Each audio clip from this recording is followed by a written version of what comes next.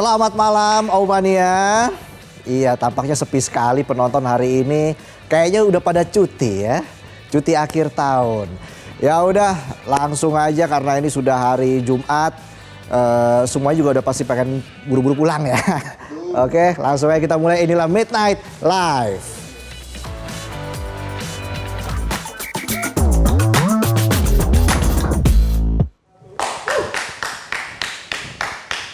Baru beberapa waktu lalu ada kasus orang ditangkap gara-gara mulutnya kayak garbage. Sekarang kita bahas lagi soal sampah. Sesuatu yang dianggap udah nggak ada nilainya, tapi dampaknya bisa bikin negara dilanda bencana.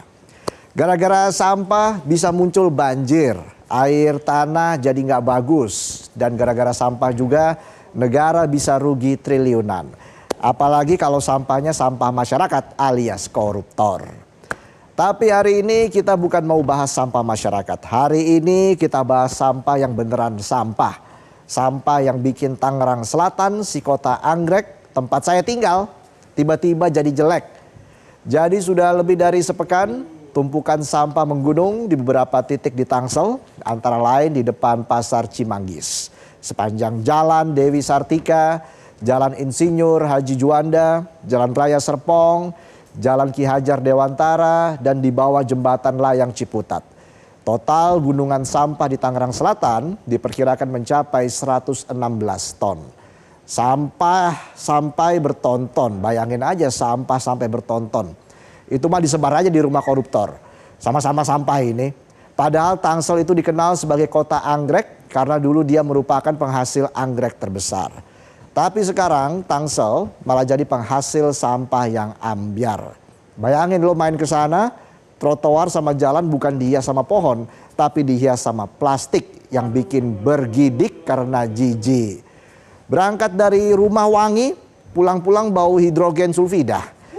Nah pertanyaannya, kok bisa kota Tangsel sampai koleksi sampah di trotoar? Jawabannya karena tempat pembuangan akhir atau TPA Cipecang yang pada dasarnya sudah over capacity saat ini lagi ditutup untuk membangun beberapa TPA baru dan penataan konstruksi. Masalahnya TPA Cipecang adalah satu-satunya tempat penampungan akhir untuk Tangsel. Jadi dengan ditutupnya TPA Cipecang, otomatis sampah jadi numpuk nggak karuan dan pengelolaan sampah di Tangsel jadi ambyar.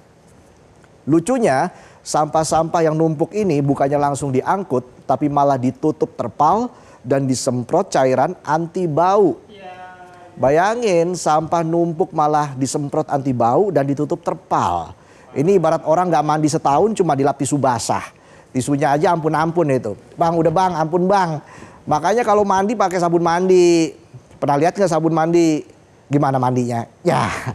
Tumpukan sampah itu kalau dibiarin bukan cuma ganggu estetika dan panca indera, tapi juga bisa bikin lalat dan tikus muncul dan akhirnya malah mengancam kesehatan warga.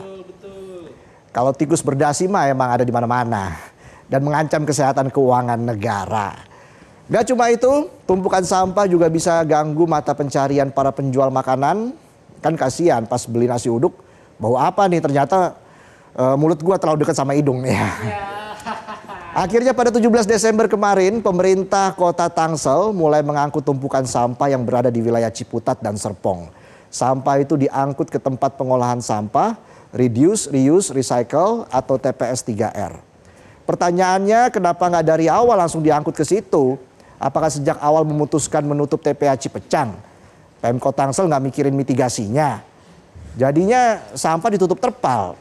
Karena kalau tutup kolom komen biasanya lagi dihujat itu ya. Untuk mempercepat pengangkutan 116 ton sampah Tangsel, Kementerian Lingkungan Hidup atau KLH ikut turun tangan. Mereka mengerahkan petugas gabungan untuk mengangkut sampah ke 54 TPS 3R dan 2 TPST. Meskipun sampah sudah mulai diangkut, warga masih geram atas buruknya pengelolaan sampah di kota Tangsel. Warga pun melakukan unjuk rasa di depan kantor DPRD Tangsel pada 18 Desember kemarin. Mereka menuntut pengelolaan sampah dilakukan dengan lebih serius. Apalagi tiap bulannya mereka sudah membayar iuran kebersihan. Warga juga menuntut ada solusi atas TPA Cipecang yang sudah over capacity. Tercatat lahan TPA Cipecang sebenarnya memang cuma bisa menampung 300 sampai 400 ton sampah per hari. Tapi kenyataannya sampah yang masuk bisa sampai 1.000 ton per hari. Overnya sampai lebih dari separuh kapasitas penampungan. Kayak anak baru bukannya sadar kapasitas malah belajar ngejilat, bos. Over banget itu ya, overacting. Persoalan karut-marut sampah di Tangsel bukan baru kali ini terjadi. Sebelumnya pada tahun 2020, turap penahan di TPA Cipecang jebol karena over capacity. Sampah akhirnya tumpah ke Sungai Cisadane. Akibatnya warga kebanjiran dan sampahnya kembali berserakan. Bayangin udah capek-capek ngangkut sampah, ternyata sampahnya malah amburadul lagi. Ibarat udah susah-susah move on, tapi tiba-tiba mantan ngechat lagi. Bukan minta balikan tapi kirim tagihan. Makan bakso 52.000 bagi 2 ya. Tapi waktu itu kamu kan sempat ambil bakso aku 1. Jadi aku bayarnya 40.000, aku 12.000. Kamu 40.000. Bisa aja gayung lope pink. Tahun 2023, warga Pondok Ranji dan Kelurahan Serpong mengeluhkan aktivitas pembuangan sampah ilegal yang mencemari udara dan mengganggu pernapasan.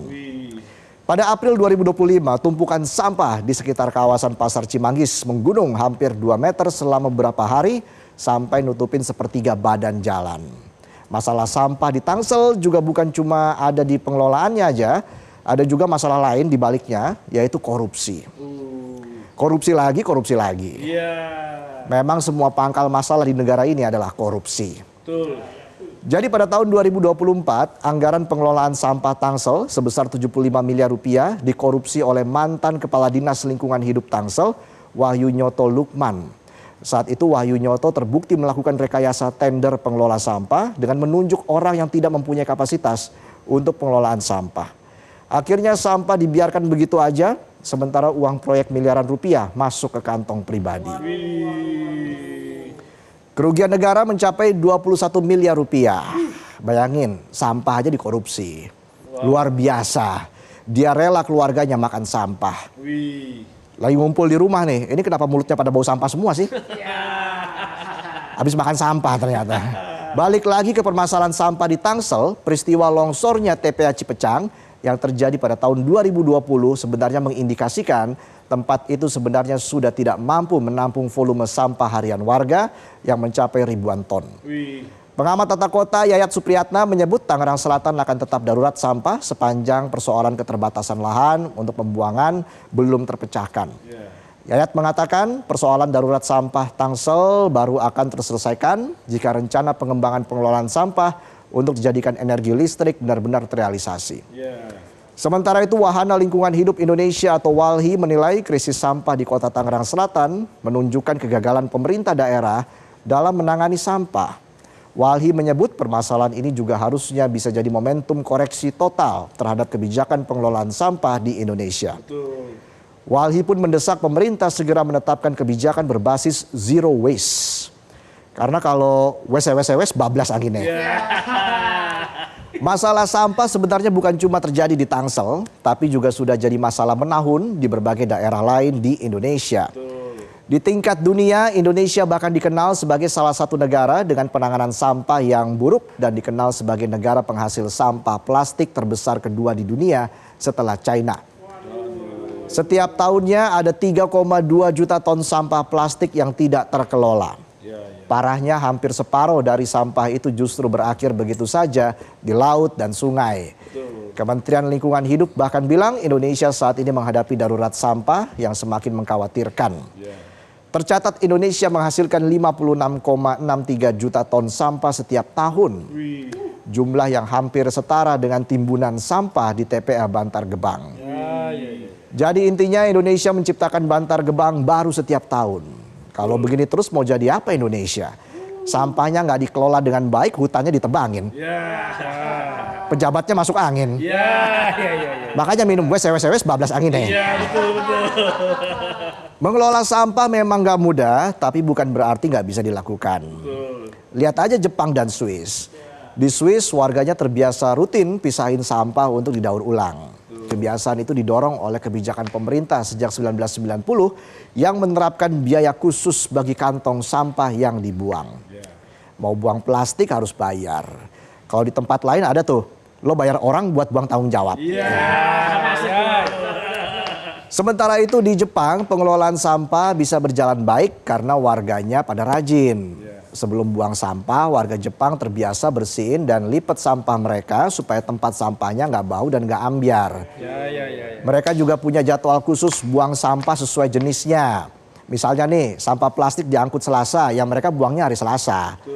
Sampah makanan diangkut Rabu, yang mereka buangnya Rabu. Jadi sampah nggak campur aduk sampai akhirnya jadi bau. Nah kalau penonton Selasa pinjol, Rabu peleter. Kamis debt collector nongol. Jepang juga berhasil mengembangkan sistem daur ulang yang canggih, termasuk teknologi buat mengolah botol limbah PET jadi produk bernilai tambah tinggi. Jepang juga berhasil mengelola 2 juta ton limbah makanan setiap tahun buat dijadikan pakan, pupuk, atau bahan bakar gas untuk pembangkit listrik. Wajarlah mereka negara maju, tapi saya salut dengan pemerintah. Bisa mengelola sampah dengan baik, bahkan bisa jadi pembangkit listrik. Pemerintah Jepang emang keren.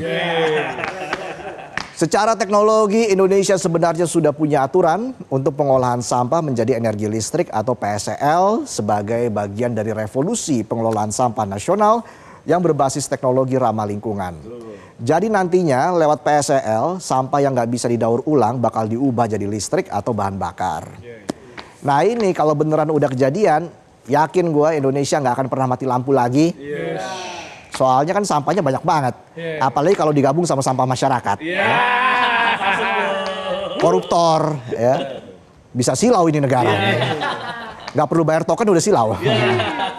Masalah sampah di Tangerang Selatan jadi cermin kalau ini bukan sekedar keterbatasan teknis, tapi kegagalan koordinasi antar lembaga dan lemahnya perencanaan strategis.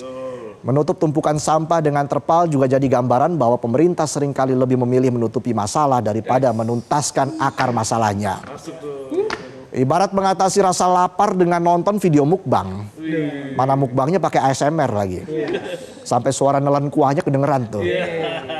Yang ada usus lo ngomel. Usus ngomel ya. Diprank lagi gue. Ya. Padahal keberhasilan pemerintah tidak hanya diukur dari seberapa cepat mereka merespon krisis, tetapi seberapa sistematis mereka mencegah krisis serupa untuk tidak kembali terjadi. Pengelolaan sampah di Jepang dan Swiss juga menunjukkan kalau ternyata urusan sampah itu nggak bisa cuma modal imbauan, tapi juga butuh kebijakan yang ketat dan konsisten. Pemerintah harus berani menata ulang kebijakan pengelolaan sampah berbasis pada partisipasi publik, transparansi anggaran, dan inovasi teknologi. Di saat yang sama, kita sebagai masyarakat juga harus sadar kalau terkadang akar masalah pengelolaan sampah ada pada diri kita sendiri. Boro-boro daur ulang, sampah aja kadang masih dibiarin berserakan dan dibuang sembarangan. Padahal tempat sampah ada di depan mata. Kalau tempat sampah di depan pintu, susah buka pintunya. Ya. Ngalangin. Pengelolaan sampah itu harus kolektif dan bersama-sama. Jadi jagalah kebersihan, karena kalau jagalah hati jangan kau nodai. Dan jangan lupa buanglah koruptor pada tempatnya.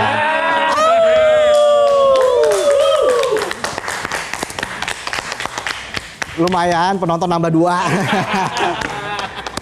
Oke, kita jeda dulu, kami akan kembali dengan sejumlah informasi lain. Tetaplah di Midnight Live.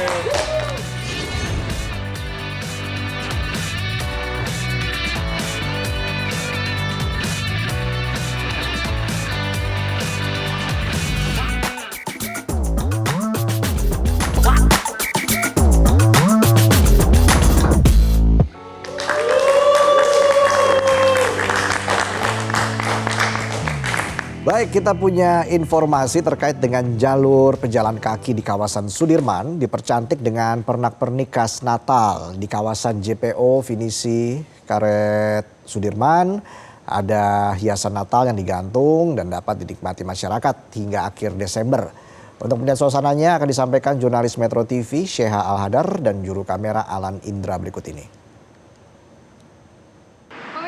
Untuk Anda mungkin yang udah bosan sama pemandangan Jakarta gitu-gitu aja, nah kali ini letaknya di Sudirman, tepatnya di JPO Karet Sudirman. Ini ada yang unik, ada yang cantik, ada hiasan yang sangat bertema Natal. Ini digantung di sepanjang jalur pejalan kaki di Jalan Sudirman, dan ini memang dipasang untuk merayakan Natal.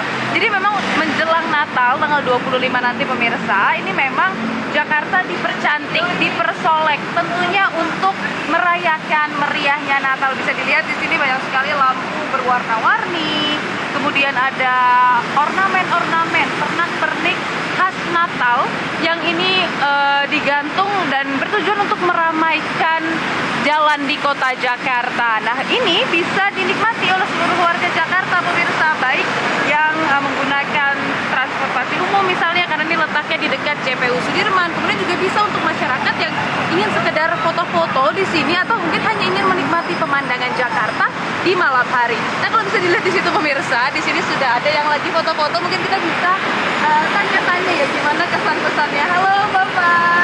Hai. Bapak dengan siapa namanya? Doremi. Bapak Doremi. Oke, saya Syeha dari Metro TV Bapak. Ya. Bapak ini melihat betapa cantiknya Jakarta dihias. Bapak sebagai warga Jakarta bagaimana menikmatinya? Ya, saya sangat sering lewat sini, saya ngelihat pemandangan ini, saya senang. Walaupun saya Muslim, tapi saya suka. Saya suka pemandangan Natal di tahun ini, pokoknya lebih bagus dari tahun kemarin. Oke. Menurut saya sih indah, mempesona, terus seger mata kita ya. Pokoknya menurut saya ya semoga Natal di tahun ini lebih damai, lebih tentram, lebih tenang dan seluruh Indah banget ya. Soalnya kayaknya baru di tahun ini ya ada begini ya. Makanya surprise ya buat kita apa ya, penduduk Jakarta gitu. Oke, nah Ibu akan balik lagi nggak nanti mungkin ajak keluarga ke sini? Oh, pasti, ajak teman juga, bukan cuma keluarga ya. Rame banget tentunya di sini nih. Oke, Ibu, Ya. ini kan udah menjelang Natal, mungkin Ibu nanti harapannya atau pesan-pesan menjelang Natal gimana? Ya semoga damai aja ya. Jakarta damai, rumah kita damai deh, pokoknya damai Natal lah gitu ya. Damai Natal, oke Ibu ya. Baik, terima kasih Ya. banyak Ibu Lita. Bapaknya juga terima kasih banyak. Nah, tadi pemirsa adalah tanggapan warga Jakarta yang menikmati indahnya ornamen Natal yang digantungkan selama bulan sampai akhir Desember ya. Jadi ini memang akan digantung sampai akhir Desember tentunya untuk meramaikan suasana Natal dan Tahun Baru. Dari Jakarta, Syah Hadar Alam Indra, Metro TV.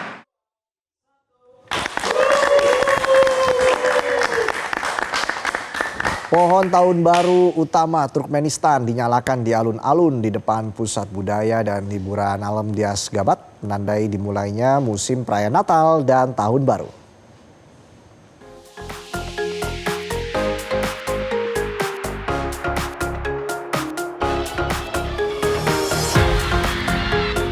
Inilah pohon Natal setinggi 44 meter di alun-alun Asgabat, Turkmenistan.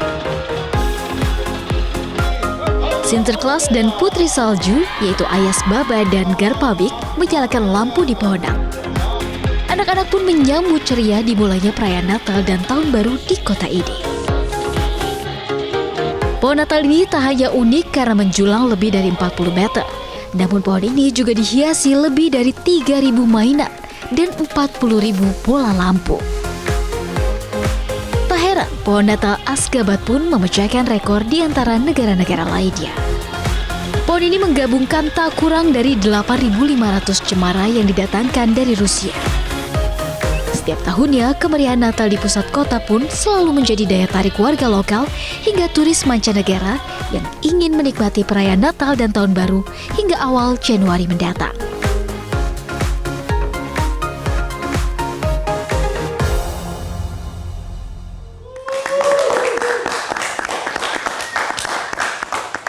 Pasar Natal ikonik Jerman telah dibuka untuk musim liburan. Meski demikian, isu keamanan menjadi fokus utama tahun ini karena jutaan pengunjung diperkirakan akan datang.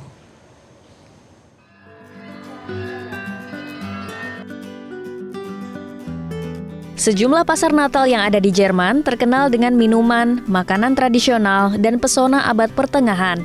Ada lebih dari 3.200 pasar Natal resmi beroperasi di seluruh Jerman. Pada tahun lalu, aktivitas perekonomian dari pasar Natal menghasilkan penjualan lebih dari 4,5 miliar euro.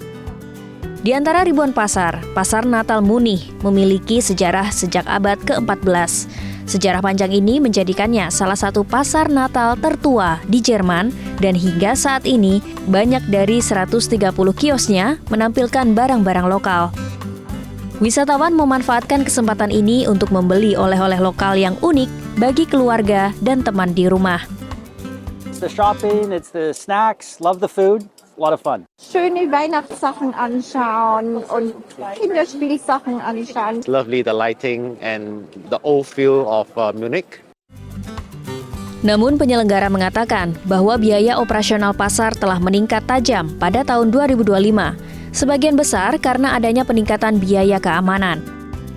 Langkah-langkah ini harus dilakukan menyusul beberapa serangan mematikan di pasar Natal dalam beberapa tahun terakhir, termasuk insiden mematikan tahun lalu di Magdeburg di mana sebuah SUV menabrak kerumunan, menewaskan 6 orang dan melukai lebih dari 330 orang. The measures are now the most important cost factor. This was not the case some years ago. But still we try to keep the costs as reasonable as possible. Tahun ini, Kota Muni mengumumkan akan meningkatkan lebih dari 2 kali lipat jumlah yang dihabiskan untuk mengamankan pasar Natal. Beberapa prosedur keamanan baru diterapkan, termasuk penghalang kendaraan yang dijaga di semua pintu masuk, peningkatan kehadiran polisi dan keamanan, perluasan pengawasan video, dan bahkan sistem anti-drone setelah terjadi pelanggaran wilayah udara berulang kali di seluruh Eropa. Penyelenggaraan pasar Natal adalah tradisi yang sangat dinanti di seluruh Jerman. Hampir setiap kota besar dan kota kecil menyelenggarakan pasar Natalnya sendiri. Mengembalikan rasa aman di ruang publik kini menjadi penting untuk mempertahankan suasana meriah yang magis di pasar Natal.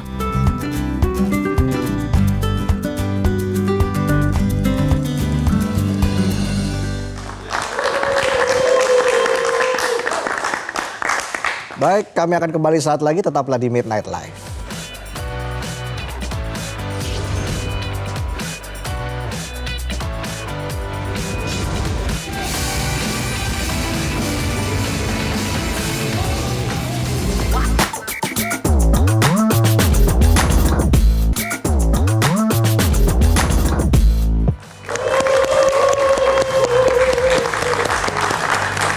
Kembali lagi di Midnight Live. Aumania mana suaranya? Au! Sudah hadir Irma Huta Barat dan Dr. Tompi di studio. Yeay. Apa kabar Inang Irma? Kabar baik, alhamdulillah. Selamat malam. Apa kabar Dr. Tompi? Alhamdulillah baik. Selamat malam. Terima kasih loh kita ajak begadang dulu di sini ya. Oke, Inang Irma, kalau kita bicara soal 100 musisi Hill Sumatera Charity Concert, ini sebuah konser amal yang luar biasa, Inang. Bagaimana Anda melihat peran musik dalam menggerakkan solidaritas nasional di tengah bencana sehingga terciptanya 100 musisi Hill Sumatera Charity Concert yang akhirnya bisa terwujud? Iya, saya pikir itu memang mestakung ya. Jadi saya, Kadri dan Tompi itu ngobrol 2 minggu lalu. Terus kita bikin.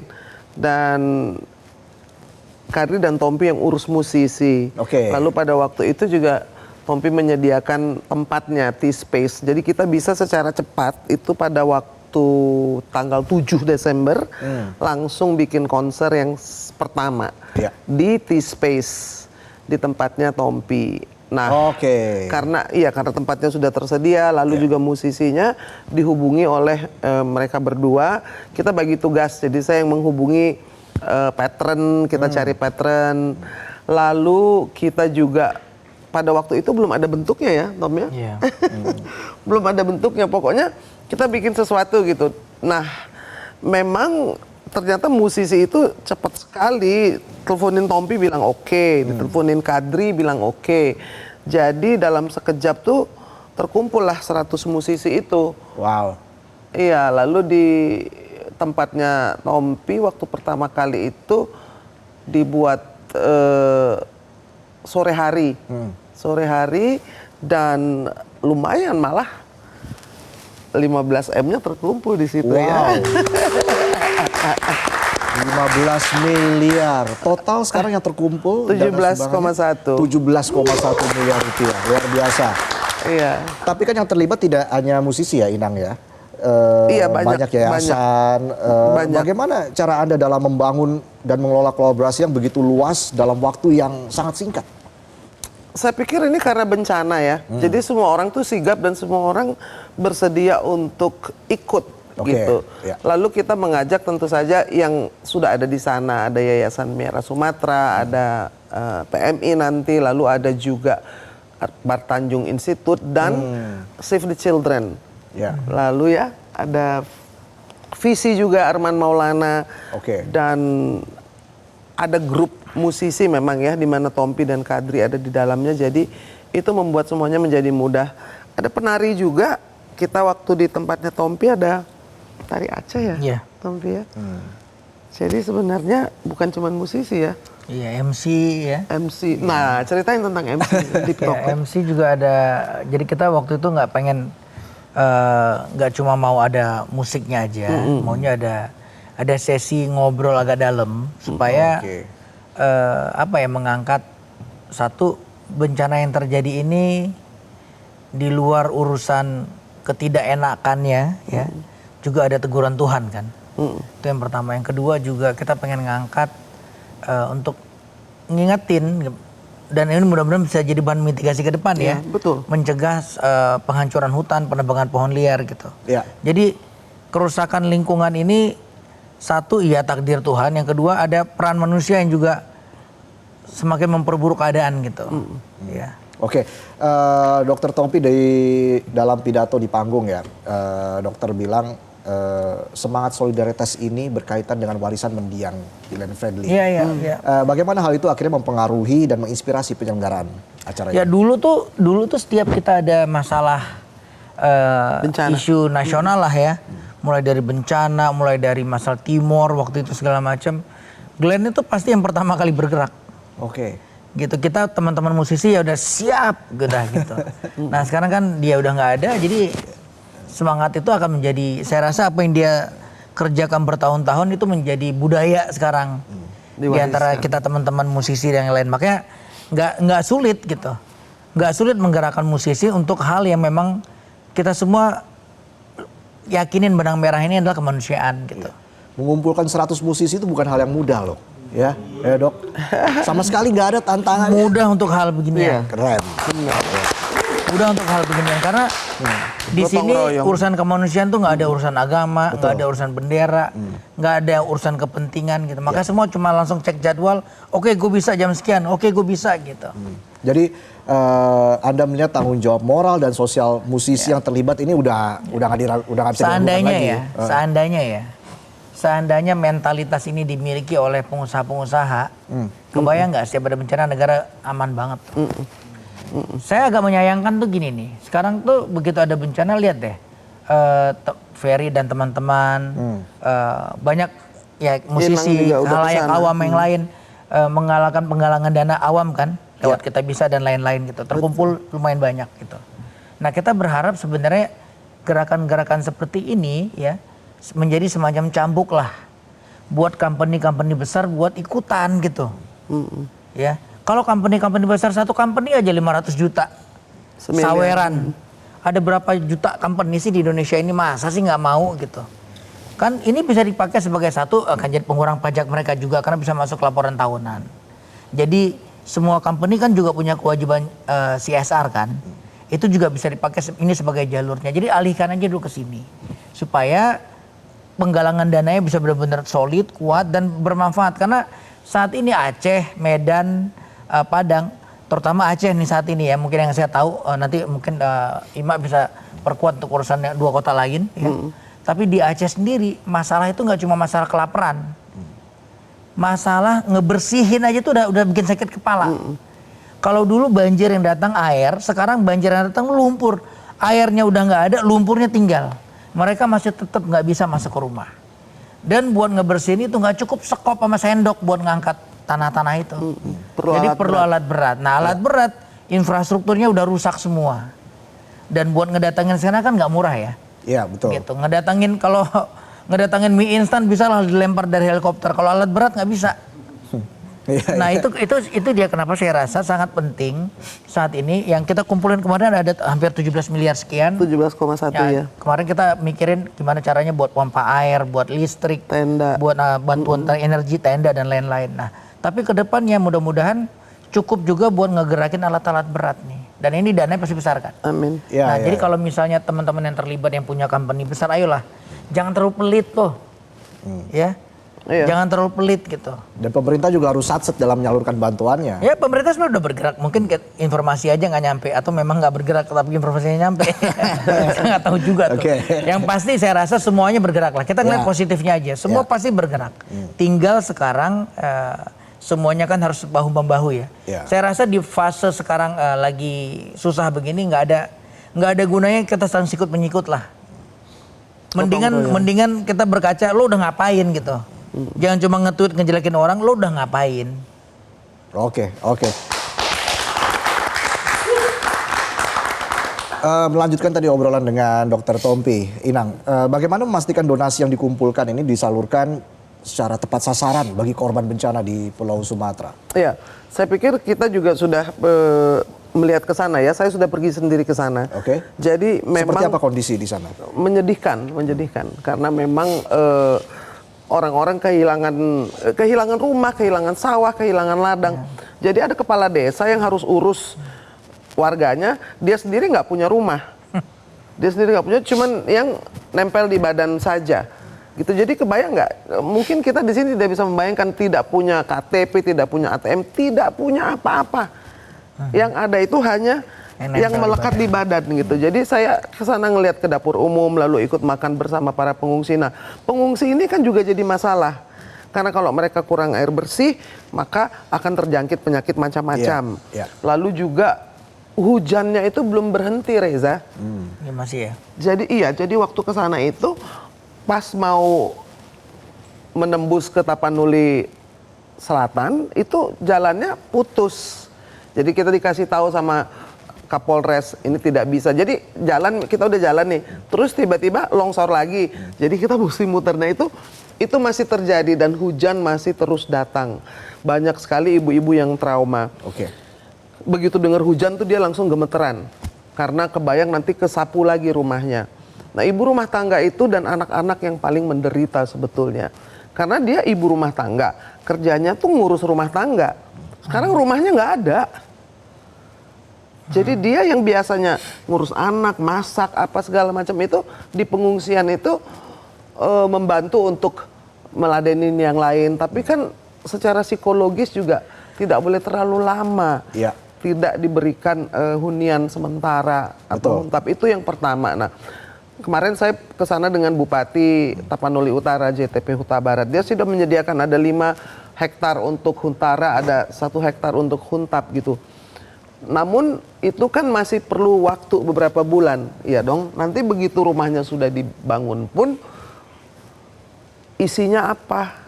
Karena mereka nggak punya apa-apa itu kita rusak semua soalnya ya. Habis, bukan rusak, habis. Itu kayak di Aceh itu habis. Rumah tinggal atap doang, bawahnya ada lumpur. Rata. Jadi barang-barang perlu direlokasi. Iya, tidak semudah itu. Kadang-kadang orang di desa itu kemarin juga kita bicara soal itu. Karena tadi yang dibilang Tompi, kalau sudah sekali bencana, itu pasti nanti longsor itu akan datang lagi apabila tidak dimitigasi. Makanya kami juga memikirkan harus ada mitigasi. Ini juga kita mikir kalau seandainya dalam waktu 2-3 bulan ini masih belum terrelokasi, belum dapat huniannya, kan berarti bantuannya tuh harus sustainable, harus terus. Kadang-kadang nanti orang udah 2 bulan, 3 bulan lupa. Iya kan, lupa. Kita mau. Ini panjang nih, ini perjalanan buat masih panjang ya. Panjang. Bisa setahun lebih kali ya Tom ya, kalau ngelihat dari. Ya semua tergantung dari gerak cepat dari semua pihak ya. Mulai dari pemerintah ya, kita semuanya lah. Ya kalau bukan kita yang bergerak siapa lagi? Benar. Kalau bukan pemerintah dan kita awam masyarakat semua bergerak. Tapi sepakat sama Tompi gitu bahwa jangan hanya musisi ya kan, jangan hanya ada Ferry Irwandi aktivis, tapi pengusaha kan juga bisa kirim alat berat yang tadi Tompi bilang. Pengusaha yang punya alat berat kirim dulu dong ke Aceh alat-alatnya untuk membenahi itu kan tidak bisa pakai tangan. Ya. Jadi perlu alat berat. Mungkin pemerintah sudah, TNI sudah, Polri sudah. Tapi kan kita tidak bisa mengharapkan ke pemerintah semata. Ini kan urusan kita bersama. Pengusaha yang sudah mendapatkan banyak untung dari situ, pengusaha sawit misalkan, pengusaha-pengusaha yang Ya, memang apalagi mereka sih. yang mendapatkan uang dari Sumatera. Kemarin saya nonton tadi pagi apa kemarin ya, saya tonton Menteri Kehutanan sebut udah ada nama-nama yang bertanggung jawab terhadap kerusakan hutan dan lain-lain ya. Harusnya langkah pertama itu bukan masalah hukumnya dulu nih. Suruh mereka beresin dulu dong. Tuh, bantuin dulu tuh. Jadi masalah akut sekarang kan ngebantuin dulu. Nah, nanti tuh perkara hukum, perkara lain nanti enak aja. Ya hukum kan panjang tuh, nyiapin berkas segala macam, ya nggak sih? Nah, tapi yang pertama sekarang apa dari pemerintah harusnya nih, tuh, semua PT-PT yang terlibat di situ turun. Sini duitnya, beresin tuh. Sini alat beratnya, beresin gitu dong harusnya. Tindakan segera Iya dari dong. para pengusaha itu ya agar Kayak orang ketabrak, jangan dibahas dulu, urusan dulu ditolong dulu. Iya. Lagi celaka. Ini kan lagi kecelakaan bencana namanya. Jadi ya saya pikir memang harus semua turun tangan sih. Dan yang penting untuk dipikirkan adalah bagaimana supaya ini tidak terjadi lagi. ya. Dan Itu yang paling penting karena kalau dilihat sekarang kita ngelihat dari media, dari sosmed atau dari TV, waktu ke sana tuh rasanya beda banget, Reza. ya. Jadi Inang tuh ke sana, pulang dari sana tuh Lebih buruk ya? aduh, Tom, pulang tuh nangis karena ada ibu-ibu ratusan duduk di depan pengungsian dengan mata yang kosong. They don't know what to do. Hanya mengharapkan bantuan, tapi kan kita merasakan secara psikologis dia kehilangan rumah, kehilangan ladang, kehilangan anak, ada yang kehilangan suami, terus sekolah-sekolah hilang semua, ketutup. Jadi kayak harus dari nol, bener-bener dari nol, Tom, dari nol. Membangun kembali dari nol. Bahkan Dari sampai nol. sekarang juga ada informasi yang mengatakan bahwa sampai berhari-hari ada yang belum makan dan harus berjalan puluhan kilometer Kalau untuk bisa mencari gua makan. ngeliat gini ya, kalau saya ngelihat gini ya, maksudnya sebenarnya ini kan bukan bencana pertama yang terjadi di negara kita yang besar ya. Ada tsunami dan lain-lain sebelumnya, tapi kok kita tuh nggak punya suatu pattern yang kayak apa namanya ya, kayak ini begitu bencana harus segera teng gitu ya nggak sih? Jadi maksudnya Jepang karena kayak misalkan tadi ya. Ima bilang, ini kan prosesnya sebenarnya ngeliputin banyak hal, nggak cuma masalah perut nih. Di saat yang bersamaan kita harus mikirin masalah pendidikannya Sosial, juga, trauma healingnya juga, semuanya terus buat menyelamatkan pekerjaan mereka ke depan juga, ya, kesehatan of course banyak elemen kan. Harusnya kan semua itu kalau misalnya kita udah punya grand design-nya nih, begitu ada kecelakaan, jebret udah ada tim ini. Nah, maksudnya posko-posko ini harusnya ada yang ngegerakin dong. Nggak mungkin awam. Kalau awam tuh pasti yang kelihatan depan mata aja. Sporadis ya. Nah, jadi maksudnya pemerintah tuh harusnya dalam hal ini BPNTB ya. Apa sih sebutnya? BNPB. Ya itulah pokoknya lah. Badan Nasional Namanya aja udah susah ya. BNPB. Ya itulah pokoknya. Jadi harusnya mereka udah punya tuh grand design-nya. Ini gitu. Oke. Nah, ini kalau kita lihat berita-berita kemarin ya mudah-mudahan salah beritanya. Poskonya aja, rumah-rumah tenda aja baru datang beberapa saat sebelum presiden kunjungan. Gitu. Itu pun nggak ada isinya. Ya jadi saya rasa kita harus mulai berbenah lah. Ini jadikan pelajaran supaya to please the boss is enough. Ya jangan cuma please the boss gitu, ya kan? Help the people. Jadi yang penting yang ditolong itu yang masyarakat benerannya gitu. Oke. Bos kan cuma 2 jam situ, habis itu kan balik. Ya, artinya selain melalui konser, Inang, apakah ada strategi atau program lanjutan nanti yang Anda rencanakan untuk mendukung pemulihan jangka panjang di wilayah terdampak? Oh iya, saya memikirkan bagaimana secara psikis ya ibu-ibu dan anak-anak yang terdampak itu, karena mereka pasti trauma dan itu perlu waktu ya kan, dan makanya kita kerjasama dengan Save the Children, dan ini kan Iluni UI juga ikut membantu kita dalam menampung uang dananya itu, dan juga kita mungkin akan deploy psikolog-psikolog ke sana, dokter-dokter untuk pergi ke sana, teman-temannya Dokter Tompi. Tapi itu memang rencana jangka panjang yang sekarang ini nih, karena masih banyak yang terisolir. masih banyak yang belum makan dan belum minum. Nah, Betul. Harus ada mitigasi supaya mereka tidak jadi tambah sakit. Ada sakit kulit, ada sakit batuk, ada sakit diare di tempat pengungsian itu karena airnya kotor. Mereka minum air banjir. Ya pun, kalaupun ada PAM, saya lihat di Purbatua di Tapanuli itu juga banyak yang terdampak ya kan. Makanya Aceh memang paling parah ya, seperti Tamiang ya kan, terus Bener Meriah. Namun bukan berarti yang di Tapanuli juga tidak parah. Jadi rumahnya itu sampai habis. Saya berjalan di atas titian di mana ada 21 orang tertimpa longsor, langsung meninggal seketika. Sebenarnya nggak cuma itu, saya dalam 2-3 hari terakhir tuh dapat telepon terus dari Sekda Aceh Utara sebenarnya. Jadi saya juga bingung menolongnya gimana. Ya karena mungkin mereka ngelihat kita bikin penggalangan dana, mereka pikir ada harapan. Oh, langsung kirim, nggak bisa kan, nggak gitu juga gitu. Karena kan dana yang terkumpul, kita membantu mengarrange pengumpulan dana, tapi yang menyalurkan distribusi segala macam kan memang harus yang paham ke lokasi dan sebagainya, supaya pertanggungjawabannya juga jelas gitu ya. Nah tapi dari informasi itu saya dapat di Aceh Utara sendiri, even yang area yang lebih bukan yang kalau kita lihat berita kan Tamiang segala macam tuh ya, itu yang udah pasti berat banget tuh. Even yang nggak terlalu berat pun masalahnya sama. Bener. Udah gitu yang lebih gila lagi apa coba? Sumbangan yang selama ini udah masuk, makanan segala macam kan di drop di satu tempat tuh. Penyaluran di situ juga berantakan. Adalah anggota dewan yang ambil buat buat kepentingan sendiri. Jadi di sini tuh nggak ngelihatnya tuh udah nggak nolong buat semua, udah kayak ada kepentingan dalam kepentingan gitu. Baik, Dok, mungkin karena jadi nggak rata kan penyaluran. Betul. Sementara kita harus punya plan yang jelas untuk bisa mengirimkan bantuan secara merata kepada korban yang terdampak. Mungkin singkat saja, Dok, apa pesan Anda kepada publik yang mungkin belum sempat hadir dalam konser amal ini, atau untuk musisi yang belum hadir dalam konser amal ini, apa yang ingin Anda sampaikan? Kita butuh dana jauh lebih besar. Saya yakin ini nggak akan cukup, 17M itu nggak cukup. Saya berharap kemarin bisa terkumpul sampai 100M malah. Iya betul. Wow. Jadi ya ini kesempatan buat ya tadi awam, publik umum secara keseluruhan silahkan berdonasi berapapun itu. Tapi yang juga nggak kalah penting adalah perusahaan-perusahaan, company-company, please, mari kita sama-sama bergandengan tangan. Sisihkan sebagian dari apa yang Anda dapat keuntungan selama ini buat CSR-nya di sini. Semoga dana sumbangan yang dikumpulkan nanti bisa menjangkau seluruh korban bencana Sumatera. Terima kasih sekali lagi Dr. Tompi dan juga Inang Irma sudah berbagi. Kami akan mengawalnya.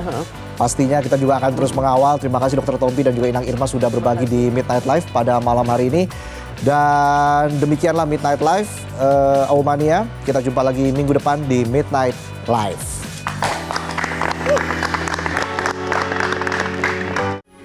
Metro TV,